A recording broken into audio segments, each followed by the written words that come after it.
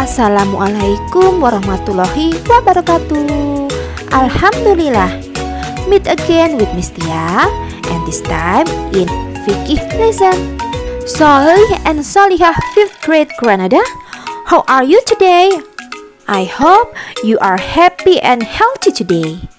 Are you ready to study now? If you are ready, let's saying basmalah together.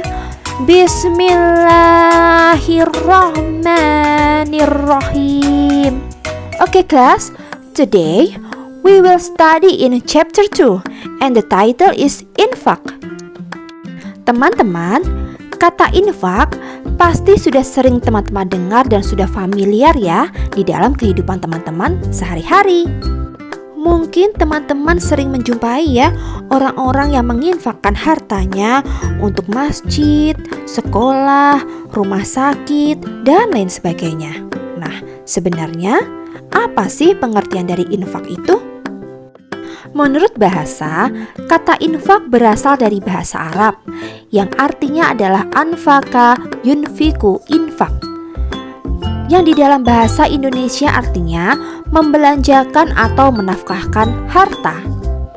Sedangkan menurut istilah, infak adalah menafkahkan atau membelanjakan sebagian harta benda yang dimiliki di jalan yang diridhoi oleh Allah Subhanahu wa Ta'ala untuk suatu kepentingan, seperti menginfakkan harta untuk pembangunan masjid, madrasah, jalan, untuk dakwah Islam dan kepentingan lain yang tidak bertentangan dengan ajaran Islam.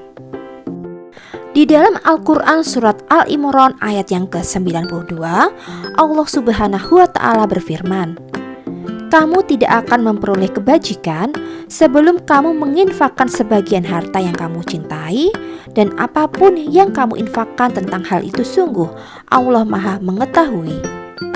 Nah teman-teman, di dalam ayat ini kita bisa melihat bahwa dengan menginfakkan harta benda di jalan Allah Subhanahu wa Ta'ala merupakan sebuah hal yang sangat dicintai oleh Allah. Berinfak bukanlah perbuatan yang sia-sia. Sebaliknya, sangat dicintai Allah dan akan mendapatkan ganjaran yang lebih besar dari harta yang pernah kita keluarkan. Nah teman-teman, apa ya hukum dari infak? Ada beberapa hukum dari infak. Yang pertama adalah hukumnya sunnah. Hukum infak menjadi sunnah apabila kita memiliki kelebihan harta dan kita mampu untuk menginfakkan harta itu. Yang kedua adalah wajib. Menjadi wajib apabila yang menerimanya adalah mereka yang sangat membutuhkannya. Ketiga, makruh. Akan menjadi makruh apabila harta yang diberikan itu tidak dimanfaatkan atau diberikan kepada mereka yang mampu. Yang keempat adalah haram. Infak bisa menjadi haram apabila harta yang diberikan ternyata digunakan untuk perbuatan yang tercela, perbuatan-perbuatan yang bertentangan dengan ajaran Islam. Teman-teman, dalam menginfakkan harta tidak ada unsur paksaan di dalamnya. Karena infak menandakan tingkat keimanan seseorang kepada Allah Subhanahu wa Ta'ala dan juga menandakan kesempurnaan iman orang tersebut. Di dalam mengeluarkan infak, ada beberapa hal yang perlu kita perhatikan. Yang pertama, mengeluarkan infak sesuai dengan kemampuan. Kedua, menghindari sifat berlebih-lebihan atau at-tabzir. Ketiga, memperhatikan agar hak-hak yang lebih penting tidak terabaikan. Dan yang keempat, menunaikan hal utama terlebih dahulu, seperti menafkahi kehidupan keluarga. Karena itulah teman-teman, mengenai besaran infak, tidak ada ketentuan khusus yang menyatakan berapa besarnya infak yang harus dikeluarkan oleh seseorang.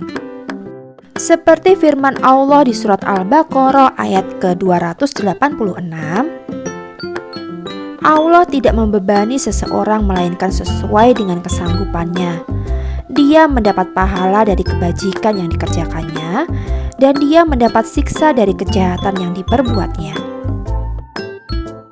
Dari ayat ini kita bisa melihat ya bahwa Allah tidak pernah memaksakan dan membebani hambanya, melainkan sesuai dengan kemampuannya. Baiklah teman-teman, sekarang kita akan membahas bagaimana ya tata cara dalam berinfak. Dalam memberikan infak, kita dapat memberikan secara langsung kepada orang yang menerima infak tersebut, baik secara sembunyi-sembunyi ataupun secara terang-terangan. Hal ini sudah dijelaskan oleh Allah Subhanahu wa Ta'ala di dalam Al-Quran Surat Al-Baqarah ayat ke-271. Jika kamu menampakkan sodakoh-sodakohmu, maka itu baik. Dan jika kamu menyembunyikannya dan memberikannya kepada orang-orang fakir, maka itu lebih baik bagimu. Dan Allah akan menghapus sebagian kesalahan-kesalahanmu. Dan Allah Maha teliti apa yang kamu kerjakan.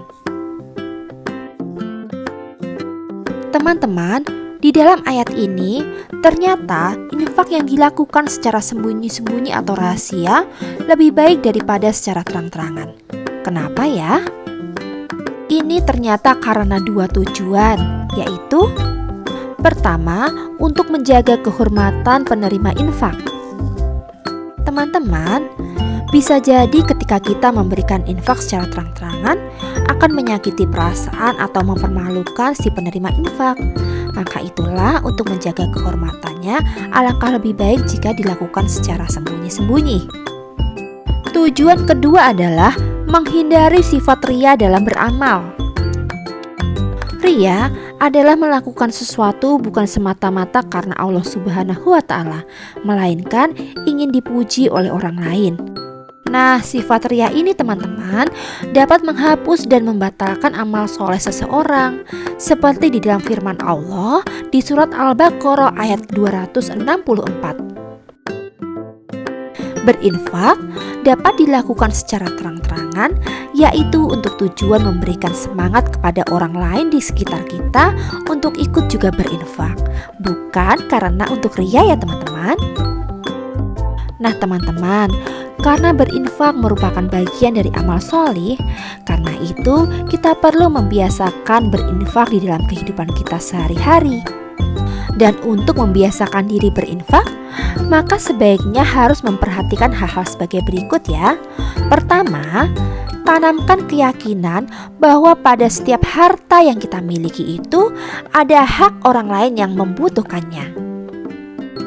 Kedua, tanamkan sikap peduli dan kasih sayang terhadap sesama. Dan yang ketiga, mulailah berinfak sesuai dengan kemampuan kita, sehingga kita akan terbiasa setelah berkecukupan. Teman-teman, dengan berinfak di jalan Allah Subhanahu wa Ta'ala, kita akan mendapatkan imbalan 700 kali dari apa yang telah kita keluarkan. Dan berikut adalah tujuan infak dalam Islam. Pertama, semata-mata dilakukan untuk mengharapkan keridhaan Allah Subhanahu wa Ta'ala. Kedua, untuk menolong sesama di dalam masyarakat serta mewujudkan solidaritas sosial. Ketiga, agar manusia menyadari tanggung jawabnya, baik terhadap dirinya sendiri, keluarganya maupun orang lain. Keempat, untuk mengurangi beban Baitul Mal dalam menghidupi orang-orang yang kurang mampu. Dan yang kelima, membantu negara untuk memberantas kemiskinan. Sedangkan manfaat atau hikmah berinfak adalah sebagai berikut. Pertama, mendekatkan diri kepada Allah Subhanahu wa Ta'ala. Kedua, mendapatkan kebaikan dan kemanfaatan orang banyak. Ketiga, Allah Subhanahu wa Ta'ala akan melipat gandakan pahala baginya. Keempat, Allah Subhanahu wa Ta'ala akan melapangkan rezekinya. Kelima, meringankan kesulitan orang lain. Keenam, untuk mempersiapkan bekal di akhirat. Dan ketujuh, untuk meningkatkan syiar Islam. Teman-teman, selain infak, kata zakat juga kata yang sering kita dengar dan sudah familiar ya. Apa ya perbedaan antara zakat dan infak? Berikut adalah perbedaan antara zakat dan infak. Secara hukum, zakat adalah wajib, sedangkan infak Ada wajib dan ada pula yang sunnah. Secara materi, zakat sudah ditentukan dan terbatas jumlahnya, sedangkan infak tidak ada batasannya. Dalam waktu pelaksanaannya, zakat dilakukan pada waktu tertentu, sedangkan infak dapat dilakukan kapan saja, tidak ada batasan waktunya. Penerima zakat ditentukan ada 8 golongan, sedangkan infak ada yang ditentukan dan ada pula yang tidak ditentukan. Cara penyerahan zakat terdapat ijab kabul, sedangkan infak boleh langsung tanpa ijab kabul. Cukup jelas ya teman-teman? Oke, this is the end of our lesson today. Next week, we will continue our lesson and still in chapter 2. Let's end our lesson by saying Hamdalah. Alhamdulillahirabbil alamin. See you next week. Wassalamualaikum warahmatullahi wabarakatuh.